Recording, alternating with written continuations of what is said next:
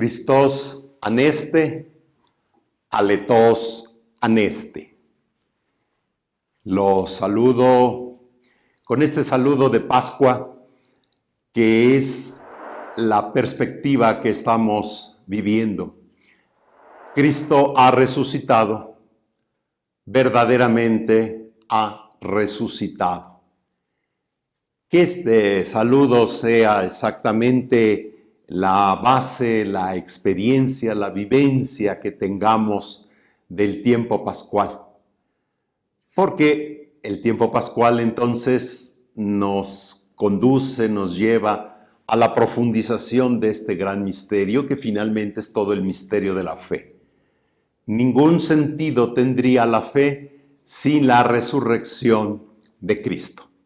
Y por eso el tiempo de la alegría se prolonga, los 50 días vividos como un solo y único domingo, como el domingo sin ocaso, como el domingo que no tiene fin, por la resurrección de Cristo.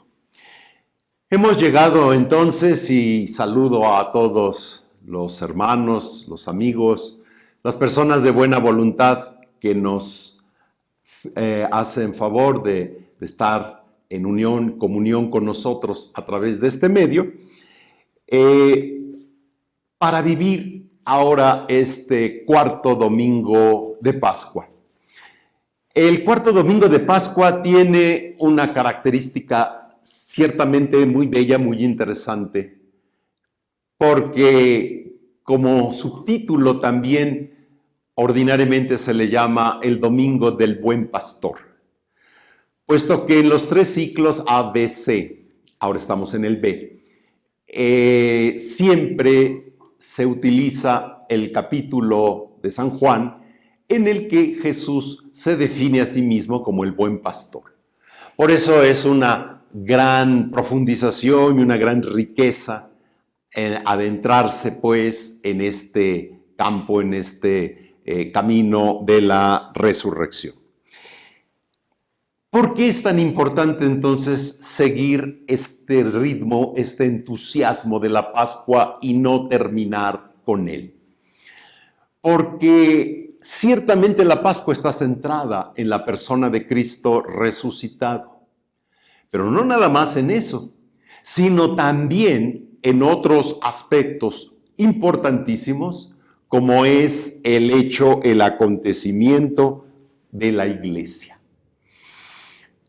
En la cruz Jesús se une a su amadísima esposa, la iglesia. Y de ahí viene este título también muy eclesial, muy actual, que puso en boga el Concilio Vaticano II para reconocer la naturaleza de la iglesia. Por eso la iglesia nace del acto sacrificial de Cristo en la cruz. Y esto que sucede el Viernes Santo llega a su plenitud con la resurrección de Cristo y después este hecho, este acontecimiento se prolonga 50 días. Siempre somos iglesia, desde el momento de nuestro bautismo, pero hay momentos más profundos, hay momentos más explícitos para vivir ese hecho. Como cuando nosotros realizamos alguna otra celebración, sea eclesial, o sea cívica, o sea familiar. Las mamás siempre son mamás, pero en México el 10 de mayo especialmente toma esa característica de una especial comunión con la mamá, porque necesitamos de días específicos, de días concretos, para poder manifestar expresiones más profundas. O el día del papá, o el día de los niños, etc. Todo eso va implicando este sentido. Por eso los seres humanos, para poder entender, vivir, experimentar todas estas riquezas, necesitamos siempre de días muy específicos. y que se haga toda una memoria profunda de ella. Entonces, este sentido, como el mes de la patria, por ejemplo, como la celebración de la Virgen de Guadalupe, Santa María de Guadalupe, siempre está en nosotros, pero el día 12 de diciembre, desde las 0 horas, comienza una experiencia importantísima de fe, de manifestaciones, para reconocer el valor de su presencia en medio de un pueblo que la ama, la conoce y ha tenido una vivencia tan cercana, pues, de ella. Jesús, durante la cincuentena pascual, ¿qué hace? Ya está resucitado. Educa a los discípulos.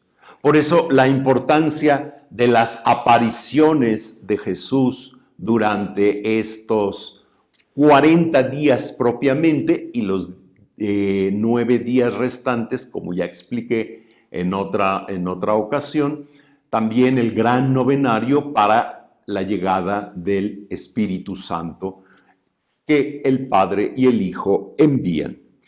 Jesús entonces educa a través de las apariciones. Porque si nos damos cuenta, en cada uno de estos hechos, en cada uno de estos acontecimientos de las apariciones, entonces hay un contenido, el contexto, la situación, la conclusión que se saca de esta realidad en la que Jesús se va manifestando. Estas manifestaciones de Jesús ciertamente son muy ricas, son muy importantes bajo esta perspectiva. Entonces, con ello, los discípulos fueron propiamente enriquecidos, hasta que finalmente recibirían la fuerza de lo alto, el don de lo alto, el Espíritu Paráclito, para que acompañara a esta esposa de Cristo, la Iglesia, en su vida. Sin el Espíritu Santo, la Iglesia no es absolutamente nada. No basta haber nacido. Es necesario ser conducida. Y quien conduce a la Iglesia es, pues, el Espíritu Santo, el Espíritu de Dios, que es una fuerza que da vida. Por eso sus elementos siempre hablan de esta experiencia de vida. Los discípulos son, para así decirlo, los que van a ser en el mundo testigos de Cristo resucitado. Y por eso son de alguna forma, de alguna manera, estos discípulos son educados ya en el último momento, en la última perspectiva, en la última situación. Se requiere entonces que el Espíritu los conduzca. El Espíritu los lleve y el resucitado va a realizar todo esto. La cincuentena pascual es otro momento, otra oportunidad, otra situación, otra circunstancia muy importante y muy profunda. ¿Cuál es esta circunstancia? Es tiempo para profundizar en la fe los propios signos de la fe. Los que fueron la base de la iniciación cristiana y que se celebraron, se realizaron durante la experiencia de la celebración de la noche de la Pascua, en una gran y solemne vigilia, en la noche santa. Estos elementos entonces se van profundizando, se van enriqueciendo y se va viendo la injerencia que tiene en la vida, la injerencia que tiene como experiencia vital en cada uno de nosotros. Por eso es el tiempo de los neófitos Y también, por eso, en esa dinámica, en esa perspectiva, es el tiempo de los que ahora somos como, por redundar en el lenguaje, nuevos neófitos, neófitos. Entonces, porque todos en la cincuentena pascual somos neófitos. Estamos viviendo esta experiencia de riqueza, de profundización, de clarificación siempre. No porque no conozcamos estos aspectos, sino porque a partir del conocimiento y de la vivencia que de ellos tenemos, van teniendo mucho más sentido para nosotros. No porque no estemos seguros del amor materno, pero necesitamos un día estar y vivir esa experiencia del amor materno más profundo. Y entonces se van dando estas experiencias, esta riqueza. Por eso entonces, la cincuentena pascual, este hecho a veces poco conocido y que nos quedamos simple y llanamente en lo que sucedió en los días santos, en el Sagrado Triduo Pascual, a veces ni siquiera muchas comunidades no son capaces de dar el paso del Viernes Santo, que ciertamente es un día tan impresionante, al Domingo de Pascua, que es el que le da sentido a todo. No tendría razón de ser el Viernes Santo si no hubiera Domingo de Pascua. Y ahí está la fuerza, la expresión de la fe. Entonces, esta vivencia de la cincuentena pascual vivida como neófitos es porque hay una experiencia de un renacido, de un renovado internamente. Todos necesitamos ser renovados en muchos momentos de nuestra vida. Ya la Cuaresma, con los ejercicios que hemos realizado, nos han servido para toda esta vivencia, para toda esta experiencia. Ahora entramos en este periodo celebrativo profundamente lleno de alegría y de gozo para renovar internamente esta experiencia de que somos neófitos. Hay un elemento que va marcando el elemento lineal que cruza la cincuentena pascual y que es la que nos ayuda a entender el hecho de la resurrección de Cristo. Y ese aspecto, ese sentido es la palabra de Dios. Ya decíamos también en otra ocasión cómo la palabra de Dios en los labios es dulce. Por eso a los neófitos se les daba la mezcla de leche y miel, o a veces en algunas ocasiones el aspecto solo de la miel. La liturgia siempre toma los elementos de la naturaleza, los aspectos de la naturaleza, para que a través de ellos se conviertan en signos de la presencia viva de Dios, del lenguaje divino, de las realidades trascendentes. Porque si no, no podríamos entender. Solamente conceptos teóricos no es propio del ser humano. El ser humano que vive en esta situación de espacio y de tiempo necesita siempre estas vivencias, estas experiencias. Por eso las vestiduras, los vestidos, la comida, los lugares, el adorno, la música, los elementos que expresan alegría, felicidad, gozo, son importantísimos ciertamente en este aspecto. Entonces, de allí toda esta riqueza de la cincuentena pascual lo vamos realizando. Este periodo de los 50 días es un periodo también, como les he marcado en otras situaciones, es un periodo que se llama de la mistagogia. Y siempre hay algo que profundizar en los sacramentos de la iniciación cristiana. Tenemos que acostumbrarnos a este nuevo lenguaje. Tenemos que acostumbrarnos a esta nueva realidad. Hablar siempre de la iniciación cristiana. Requeriría la iniciación cristiana como tal y sus planteamientos, requeriría todo un curso para descubrir, valorar en qué está fundamentado, en qué sentido tiene cuando hablamos de iniciación cristiana. El Catecismo de la Iglesia Católica de alguna manera presenta algunos rasgos, bases fundamentales a partir de los cuales podemos ir entendiendo el sentido, pues, de la iniciación cristiana. Y lo que va caracterizando, lo que va viendo este aspecto. Ya los domingos anteriores hemos hablado sobre el bautismo y la riqueza del bautismo.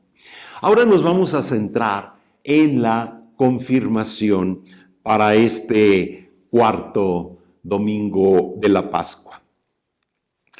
Partimos de un aspecto muy importante, que es la primera carta de San Juan.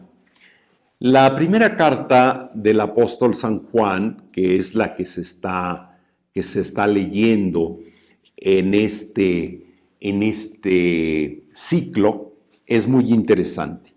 Capítulo 2, versos 20-28. Y esto es para que entendamos el fundamento del sacramento de la confirmación. La unción, el valor que tiene la unción posbautismal. Dice San Juan en su primera carta: ustedes han recibido la unción del Espíritu y todos tienen la verdadera sabiduría. Porque el Espíritu nos comunica la sabiduría divina. Y la sabiduría divina no es otra realidad que saborear los misterios de Dios. Por eso, sabiduría viene de sal. Y la sal siempre es lo que le da al alimento la fuerza, la vitalidad, lo hace que tenga sabor, que sea agradable al sentido del gusto. No les escribo porque desconocen la verdad. La verdad es Cristo. Yo soy el camino, la verdad y la vida. Sino porque la conocen y porque ninguna mentira procede de la verdad. Porque a veces hay ideas extrañas. ¿Quién es el mentiroso sino quien niega que Jesús es el Cristo? Podríamos traducir: ¿quién es el que dice mentiras si niega que Jesús es el Mesías, el ungido? Ese es el anticristo, quien niega al Padre y al Hijo. Quien niega al Hijo no acepta al Padre. En cambio, quien confiesa al Hijo acepta al Padre. ¿Por qué? Porque nosotros no podríamos conocer quién es el Padre si el Hijo no nos lo hubiera revelado. A eso vino Jesús, a revelarnos al Padre Celestial. Quien confiesa al Hijo acepta al Padre. En cuanto a ustedes, permanezcan fieles a lo que oyeron desde el principio. Esto es la predicación apostólica. Si consideran en su corazón lo que oyeron al principio, también ustedes permanecerán con el Hijo y con el Padre. Y esta es la promesa que Él nos hizo, la vida eterna. Quien conoce al Padre y al Hijo, llegan a la vida eterna. Les escribo esto pensando en aquellos que tratan de engañarlos. Y si ya San Juan hablaba de esto, hasta nuestros días sigue sucediendo. Tantos profetas de la desolación, tantos profetas que siguen engañando. Ustedes conserven la unción que recibieron de Jesucristo. Aquí está la clave de este texto. La confirmación es una unción recibida por el mismo Jesucristo. Este crisma, este aceite consagrado, este mirón, como dicen los orientales, no es otra cosa más que la fuerza de Cristo. Y no tendrán necesidad de que nadie los enseñe, porque su unción, que es verdadera e inefable, los instruirá acerca de todo.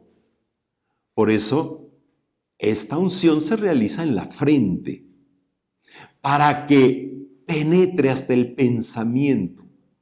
Porque ya desde la antigüedad se pensaba siempre en todas estas claves antropológicas, que nosotros mismos tenemos que entendernos como realidad física, como personas, aunque a veces somos un misterio para nosotros mismos, pero siempre todo lo que tiene que ver con la cabeza, con el rostro, allí se guarda todo el aspecto del pensamiento humano. El corazón, simbólicamente también se ha hablado más bien siempre del sentimiento, de las vivencias, de las experiencias, del sentimiento, la capacidad de amar, etc. Por eso entonces, esta unción que es verdadera, inefable, los instruirá acerca de todo. Lo que les enseñé, consérvenlo. Ahora, hijitos, permanezcan con él, y así cuando se manifieste, tendremos confianza y no nos avergonzaremos de él en el día de su venida. Por eso, la Iglesia insiste en el misal romano, insiste en la praxis de la liturgia, a esta frente donde se ha colocado la señal, el signo de lo que significa la unción del Espíritu, que San Juan nos lo expresa, y por eso los textos bíblicos se convierten en hechos litúrgicos. Este aspecto de vida, no podemos colocar un símbolo de muerte como es la ceniza. La ceniza no va en la frente, aunque antiguamente se usó esa praxis, pero no tiene sentido. La Sagrada Escritura, la palabra de Dios, nos está diciendo totalmente lo diferente. Esa experiencia no tiene ningún sentido. Porque además, el colocarse ceniza, esto viene muchos siglos después. Va a ser hasta el siglo IX aproximadamente. En cambio, esto es del primer siglo. O sea, San Juan es un autor del primer siglo. Conoce perfectamente a Cristo. Es el discípulo que vive casi hasta el año 100. Y por eso es con él, con la muerte de San Juan, se acaba lo que se llama la revelación. Con sus escritos de Juan, el Evangelio, el Apocalipsis y sus cartas. Toda una obra completa, importante, porque además vive todo este tiempo. El bautismo nos ha revestido de Cristo. Ya hemos hablado entonces también de la vestidura de Cristo, revestirnos de Él. Pero no nada más externamente, sino la transformación interna. Esto era mucho más evidente, por supuesto, cuando igual en los primeros siglos de la Iglesia, por lo menos hasta el siglo IV, la praxis era el bautismo de adultos. Porque ya en una vida adulta donde se tenía un estilo de vida, una forma de vida, bien, hay otra nueva forma de vida, otra nueva forma diferente de ser y de hacer y de actuar y de conducirse. Y esa va a ser la vida cristiana. y le va a dar un pleno sentido a la persona, una nueva forma de ser. Era tan importante que por eso en la antigüedad todos los que se bautizaban transformaban su nombre, cambiaban su nombre para cambiar su identidad. Ya no pertenezco al paganismo, ahora pertenezco a Cristo, a la iglesia de Cristo, soy de Cristo. De ahí después vino toda esta praxis de los nombres cristianos, ciertamente tomados de la tradición de los santos, etcétera, conforme fue creciendo el santoral en la comunidad cristiana. Entonces, ¿qué es la confirmación? Sino vivir conformes al cuerpo glorioso de Cristo.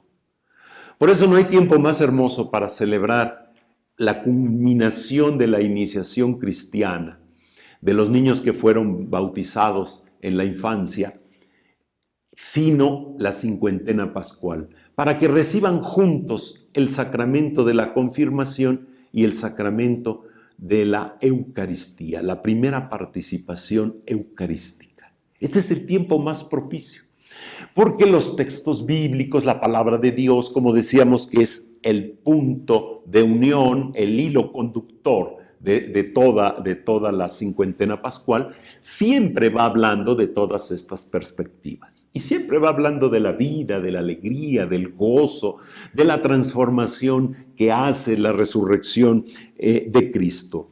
Entonces, es confirmados y confortados en Cristo, configurados con Cristo, a la semejanza de Cristo, copartícipes de la vida de Cristo.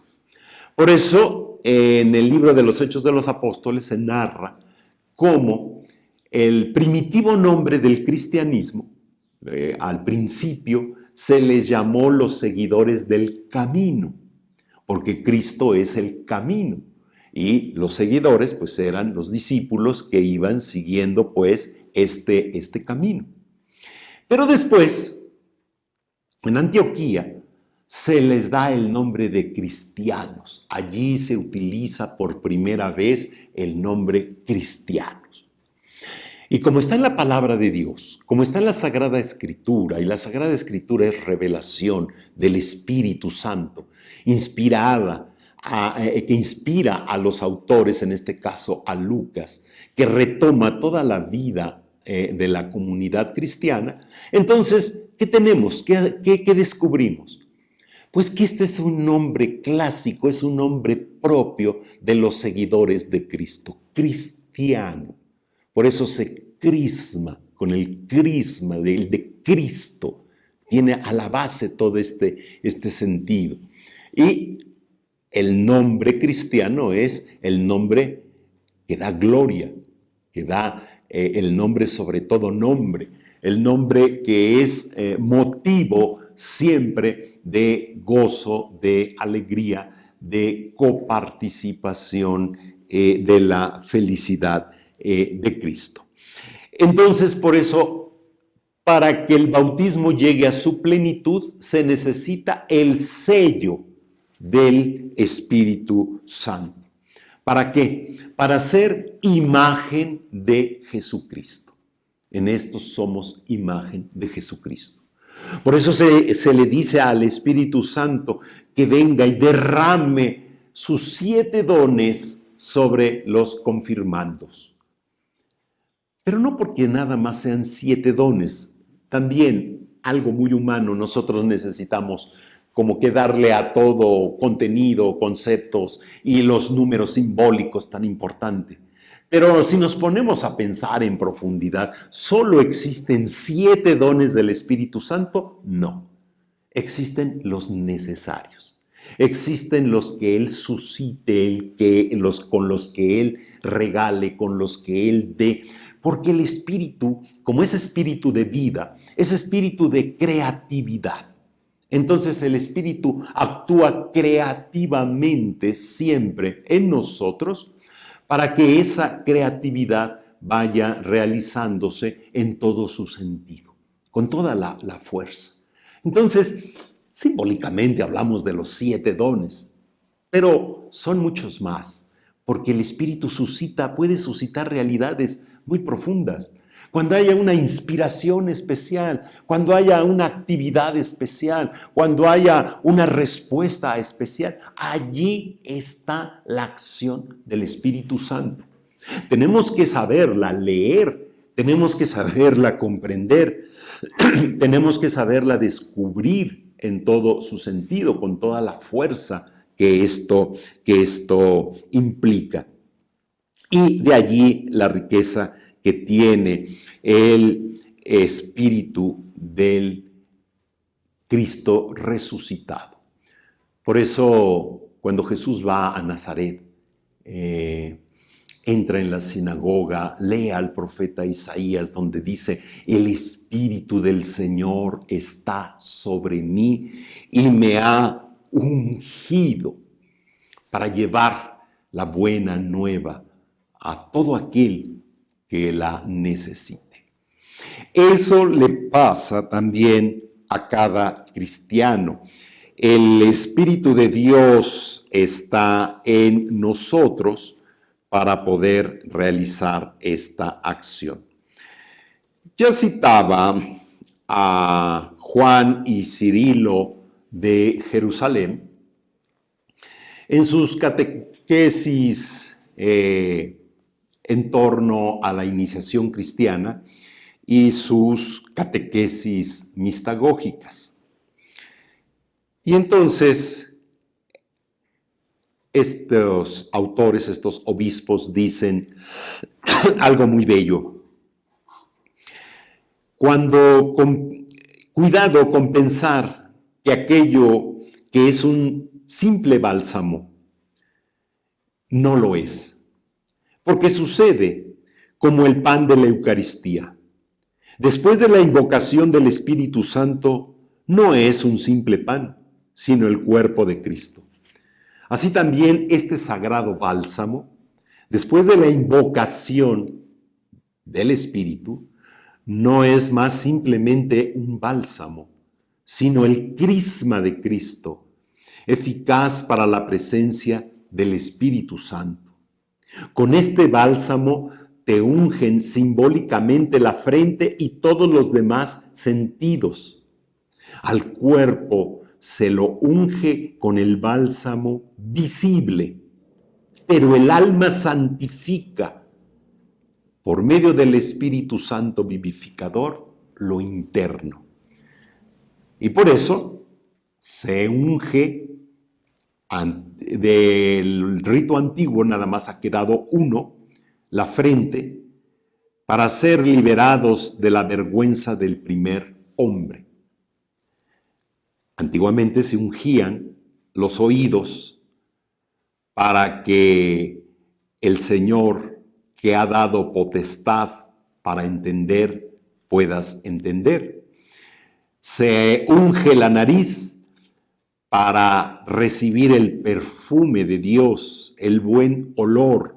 Nosotros somos el buen olor de Cristo entre los que se salvan. Se unge el pecho para que, revestidos de la coraza de la justicia, puedan resistir a los engaños del demonio. Considerados dignos de esta santa unción, fuisteis llamados cristianos. Con esta santa unción recibieron el título de cristianos. Y por su regeneración fue santificado también su propio nombre. Esta forma tan bella, esta forma tan interesante de vivir. Conserven sin mancha la confirmación que será su maestra en todo si permanecen en ustedes, como ya han escuchado de las palabras del apóstol San Juan, para exhortarnos a comprender que este bálsamo como místico, dice: entrego esto a las naciones, el designio del Señor será sobre todos los pueblos. Es un texto de Isaías 25:7. Pero aquí está una clave importantísima que a veces hoy no tenemos en cuenta. Conserven sin mancha la confirmación. Por eso en el tiempo entonces de la cincuentena pascual repasamos, reactualizamos, redescubrimos toda esta temática para que tenga un gran sentido y un gran significado para nosotros. Diario, al iniciar el día tengo que pensar que soy un iniciado en la fe, un bautizado, un confirmado, un eucaristizado, diario. Porque esa es mi identidad. Si no, no tendría ningún sentido. Si no fuera confirmado, ni siquiera podría decir Padre Nuestro, porque lo dice bien claro San Pablo.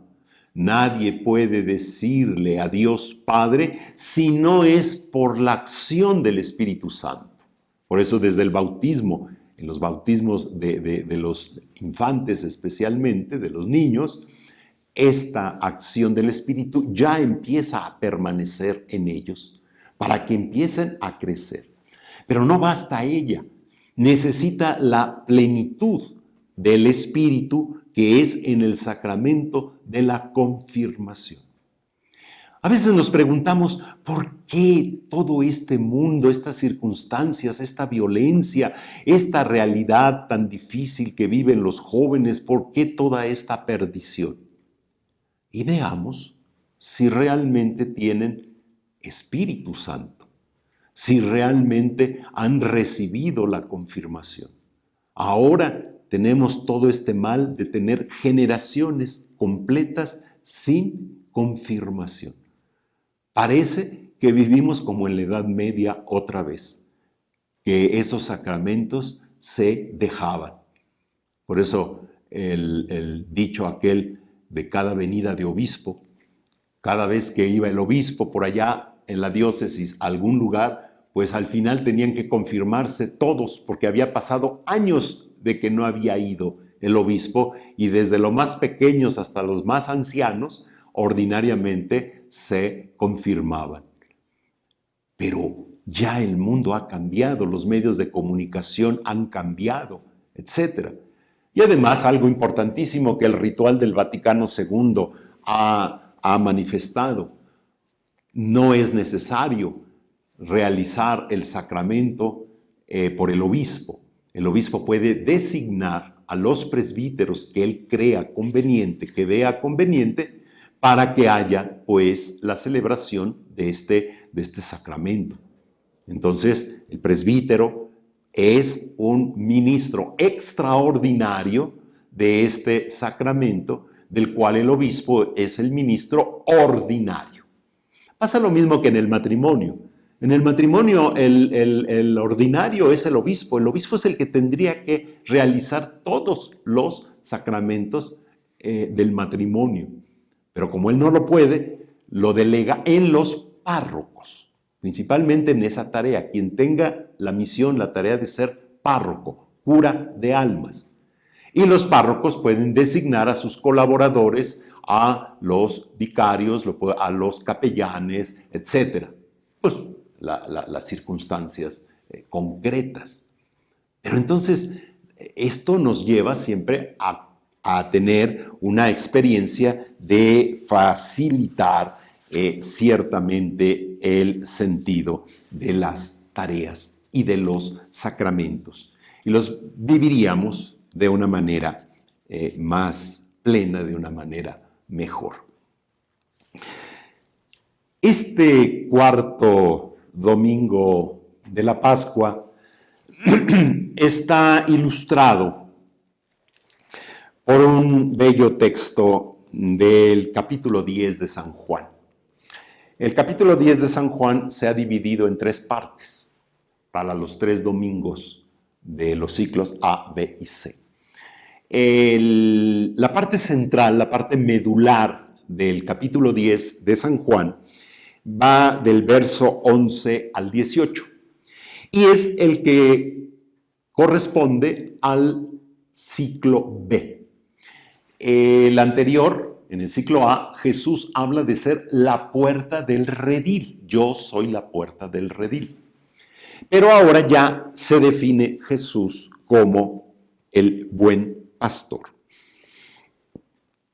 Jesús les dice a los fariseos: yo soy el buen pastor. El buen pastor da la vida por sus ovejas. En cambio, el asalariado, el que no es el pastor ni el dueño de las ovejas, cuando ve venir al lobo, abandona las ovejas y huye.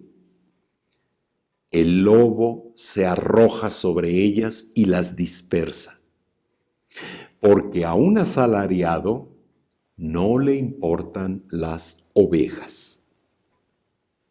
Yo soy el buen pastor, porque conozco a mis ovejas y ellas me conocen a mí. Así como el Padre me conoce a mí y yo conozco al Padre. Yo doy la vida por mis ovejas. Tengo además otras ovejas que no son de este redil, y es necesario que las traiga también a ellas. Escucharán mi voz, y habrá un solo rebaño y un solo pastor. El Padre me ama, porque doy mi vida para volverla a tomar. Nadie me la quita. Yo la doy porque quiero. Tengo poder para darla y lo tengo también para volverla a tomar. Este es el mandato que he recibido de mi Padre. Es un texto verdaderamente hermoso, conmovedor, que tendríamos que leerlo de la conclusión hacia adelante. Sería lo mejor, sobre todo en clave de una reflexión en el contexto de la cincuentena pascual. Porque el Viernes Santo exactamente esto ha sucedido. Entonces, yo tengo poder para dar la vida. Y la da, nadie se la quita. La doy porque quiero. A veces, en Viernes Santo tendríamos que pensar seriamente en esta frase de Jesús. Ese es el fundamento del Viernes Santo.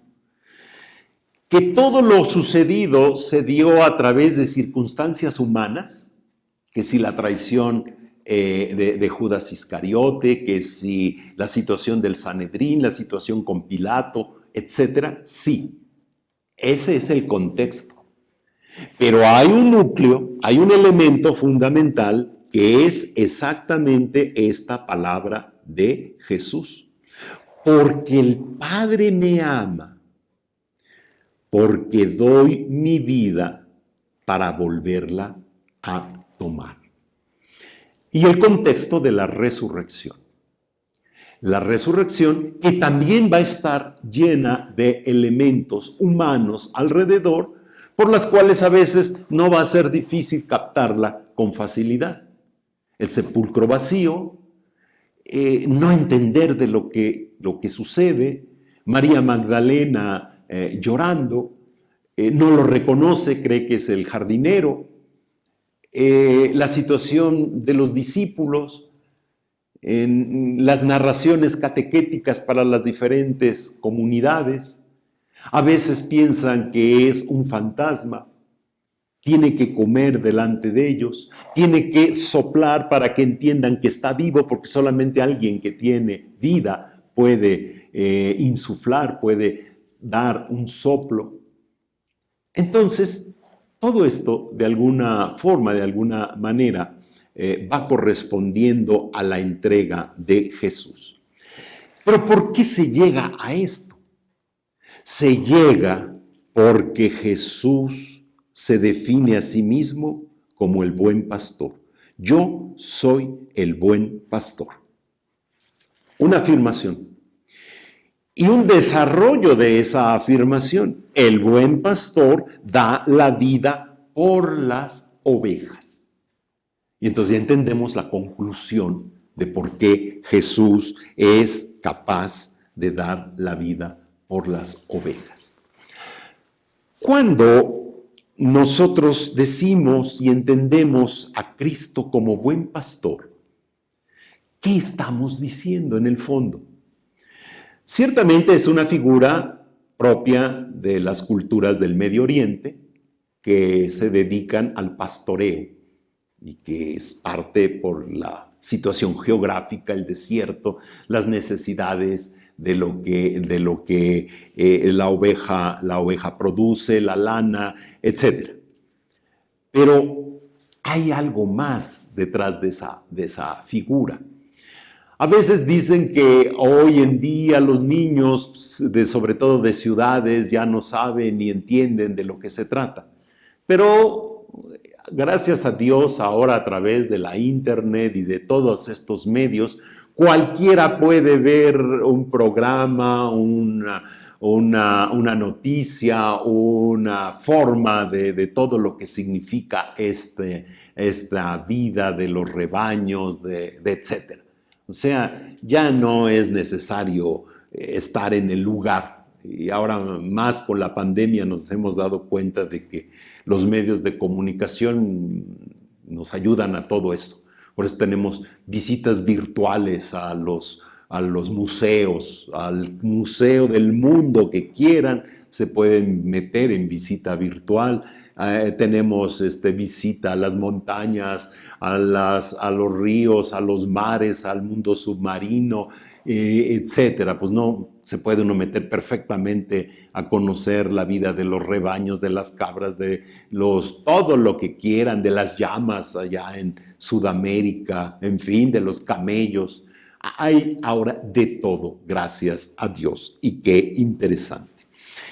Pero no nos quedemos en la imagen, en la figura. ¿Qué quiere decir buen pastor? Cuando Jesús lo pronuncia, en su contexto, en su aquí y ahora, en medio de ese pueblo que se había reconocido que era el rebaño de Dios y que Dios era su pastor. Dios, de cuyo nombre no pronunciaban, Yahvé, el Elohim. Este Dios era el pastor de Israel. Jesús está diciendo, yo soy el modelo de pastor. Hoy dijéramos el prototipo de pastor.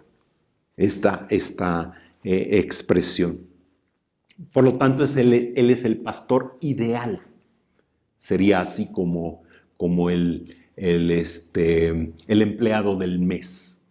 Entonces, porque es el que ha cumplido, el que ha realizado. Si nosotros del hebreo, del griego, porque estos textos van pasando por estas lenguas, tradujéramos exactamente, literalmente lo que es, tendríamos que traducir, yo soy el pastor bello. Eso quiere decir el bello, porque ser modelo significa ser el modelo de belleza, pero no de una belleza estética nada más, aunque después el arte, siglos posteriores, ha hecho imágenes tan hermosas de Jesús el pastor, que algunas ya tenían antecedentes en el mundo clásico, tanto greco, latino, etc. Entonces, esa figura tan bucólica de que va la oveja aquí cargando el buen pastor, eso ya viene desde antes del cristianismo. El arte cristiano está inspirado en todo el arte antiguo. Por eso pues, tiene tantas semejanzas, porque siempre tiene que haber un punto de referencia para el creador. Pero, ¿en qué sentido dice yo soy el pastor bello? En un sentido muy específico, en un sentido muy concreto. Yo soy el guía espiritual. Esa es la belleza. La belleza es caminar, llevar, conducir con un sentido de una vida bella, a una vida bella, a los pastos adecuados, etc. Y al decir que es el pastor bello, quiere decir entonces que es el pastor que conoce, quiere decir que es el pastor que cuida, quiere decir que es el pastor que es reconocido. Yo conozco a mis ovejas, ellas me conocen a mí. Los grandes conocedores de la Escritura y de la tradición del Medio Oriente y de toda la Tierra Santa y de todo lo que fue la tierra de Canaán y todo aquello, dicen que a lo largo de los siglos, en esta parte se fue, como dijéramos, creando una manera de ser. El pastor va adelante y las ovejas lo van tras de él, lo van persiguiendo. En otros lugares, aquí sí vemos pastores en México, abarreando el ganado, los va llevando, los va conduciendo y con los pastores, con los perros que ayudan, etc. No, allá es otra situación. Por eso a veces nos es muy difícil entender las imágenes. No, yo soy el que va adelante. Por eso escuchan mi voz. Vengan. Y el rebaño solito va tras el pastor. Cuando nosotros leemos entonces estas claves de la Sagrada Escritura, del texto que está siendo proclamado para la celebración de la liturgia, entonces vamos a entendiendo por qué todas estas palabras tienen un gran sentido. Y va adelante porque arriesga la vida ante cualquier peligro. Entonces, es el guía, por lo tanto, es el vigía que va entendiendo esta realidad. Por eso, solo en Jesús guía se nos proporciona, se nos entrega, se nos da, por lo tanto, la salvación. Jesús es el pastor porque cumple la promesa del Padre. Entonces, Él ha venido de parte del Padre. El Padre me ama porque doy la vida para volverla a tomar. Y no es un asalariado. Entonces, Él es el modelo, el prototipo. Él es el dueño. Porque el que no es el dueño de las ovejas, cuando ve venir al lobo, cuando ve venir el peligro, esto aparece hasta en las historietas, aparece en los cuentos de niño, aparece en las fábulas, todas las fábulas, aún las griegas, etc. Todo este mundo tan interesante. Entonces, el asalariado. Hay que ver de una manera muy importante a quién le está diciendo Jesús esto. Jesús dijo a los fariseos, a los que se supone que tenían que ser los pastores del pueblo de Israel, pero no lo son. Y entonces los está llamando asalariados, porque no han hecho la tarea que debe de hacer. Y también hay otro tema en este sentido. tengo otras ovejas que no son de este redil y es necesario que las traiga también a ellas. Escucharán mi voz y habrá un solo rebaño y un solo pastor. ¿Qué pasa? A estos fariseos, protectores del pueblo de Israel, instructores del pueblo de Israel, no han hecho la misión correspondiente. Pero Jesús sabe que también hay otros pueblos, otras naciones, otras ovejas también que tiene que atraerlas, tiene que llevarlas a su redil. Y entonces estas tienen que escuchar su voz. Otra vez volvemos con el hilo conductor, la palabra de Dios, que está presente especialmente en la cincuentena pascual y que con estas expresiones tan profundas, tan sencillas a veces, pero tan profundas, tan ricas, tan significativas, nos quieren decir ciertamente algo.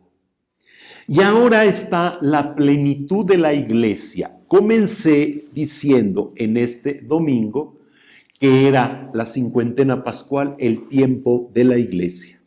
Habrá un solo rebaño. La iglesia es el rebaño de Cristo. No temas, pequeño rebaño. El rebaño de Cristo. Y un solo y único pastor. El pastor es Cristo. Él es el modelo de pastor. Él es el pastor bello. Él es el pastor guía en este aspecto. Él conoce a sus ovejas y las ovejas lo van a reconocer al escuchar su voz. ¿Qué significa la palabra conocer en la Sagrada Escritura? ¿Por qué aparece muchísimas veces esta palabra conocer? Nosotros la usamos, por ejemplo, en castellano, pues de una manera muy simplona. Conozco porque conozco que pasé por allí, conozco esta ciudad porque fui, conozco a esta persona porque lo he visto, conozco este libro porque pues por ahí está, etc. No. En el lenguaje de la Sagrada Escritura, en el lenguaje oriental, conocer significa una relación recíproca. Por eso, escuchan mi voz y me siguen. Ahí está la relación recíproca. La mutua relación personal. Vivir en una profunda comunión. Vivir una relación existencial. ¿Para qué tanto sentido de la cincuentena pascual si no nos lleva a una correlación existencial con el resucitado? Ahí está la luz del cirio pascual que está encendido durante 50 días. Que el lucero matinal lo encuentre encendido, termina cantando el pregón pascual. Ese lucero que es Cristo, que sale victorioso del sepulcro y que vive y reina por los siglos de los siglos. Entonces, ahí empieza nuestra vivencia que debemos de tener en la cincuentena pascual de este hecho, de esta realidad tan importante. Esto al final no es otra cosa más que una experiencia de amor, de caridad. Jesús da la vida por caridad, por la expresión más alta de la caridad, porque la caridad es entrega, es generosidad en este sentido. Pero se conoce a Jesús por la vivencia del amor. En esto conocerán que son mis discípulos si se aman los unos a los otros. Y entonces la gran grey se une en todo este aspecto. El don de la vida eterna es el don que Jesús entrega, que Jesús da para la participación plena y total de su vida. Nadie se la quita. Él la entrega libremente. ¿Por qué? Porque es la misión que ha recibido del Padre. y porque es la tarea que viene a cumplir de parte del Padre. Es un don que manifiesta, por lo tanto, la misericordia del Padre. Miren con cuánto amor nos ha amado Dios, que no solo nos llamamos hijos de Dios, sino que lo somos realmente, que vivimos esta experiencia ciertamente importante. Esta expresión del buen pastor está muy complementada, por supuesto, con el Salmo 23, que es el salmo exactamente de el buen pastor, y que nos ayuda a descubrir cómo el buen pastor conduce y lleva a las ovejas a los pastos más propicios para su alimentación. Y San Agustín dice algo interesante, que hay un pacto que no se puede romper entre las ovejas y el pastor, porque los lleva a los pastos verdes. Pero ¿qué significan estos pastos? Dice San Agustín, el pasto es la palabra de Dios. Ese es el pasto, alimentarse de la palabra de Dios. Claro, en la celebración de la Eucaristía están las dos mesas, la mesa de la palabra y la mesa de la Eucaristía, el cuerpo y la sangre de Cristo. Entonces se hace una realidad ciertamente profunda. Por eso después, todos los domingos del año, todos los domingos del tiempo ordinario y aún todos los domingos, aún en Cuaresma, en Adviento, en los del tiempo de Navidad, van a tener siempre esta característica, de que es la vivencia del alimento, de la palabra y de la Eucaristía. Entonces, esta realidad es que al ser ovejas, realmente somos hijos de Dios.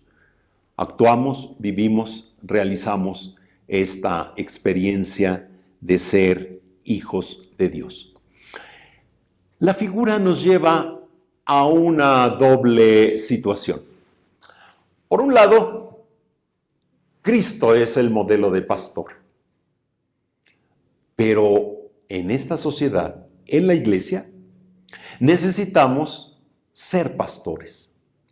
Ordinariamente solamente estamos acostumbrados a dar este título, por ejemplo, a la jerarquía, a los obispos, a los presbíteros, a los diáconos, que por excelencia somos los pastores de la iglesia, y efectivamente lo somos. Pero no nada más. También los papás de familia tienen que ser pastores de sus hijos y de la familia. Los maestros, los amigos, las personas que dan un conocimiento y guían a otras personas. O sea, al final, todo lo que hacemos tiene que ser realizado en esta clave y en este sentido. Ser pastor de los unos y de los otros. Pero también viene el otro aspecto. Todos somos ovejas porque todos seguimos la voz del único pastor que es Jesucristo. Entonces, también todos estamos llamados, obispos, presbíteros, diáconos, catequistas, todos los promotores de la vida cristiana, las familias, las personas en los trabajos, en las tareas, entre los vecinos, a ser ciertamente ovejas, porque hay un solo y único pastor, un solo y único rebaño, y tenemos que cumplir esta tarea, este sentido. Una conclusión muy importante para este domingo es que nos dejemos guiar. Pero dejémonos guiar por la verdad. Dejémonos guiar por lo auténtico, por lo verdadero, por lo significativo, por las acciones de Cristo. Y entonces nuestra cincuentena pascual tendrá ciertamente una fuerza, una característica, un sentido más bello para seguir viviendo. Christos aneste, aletos aneste.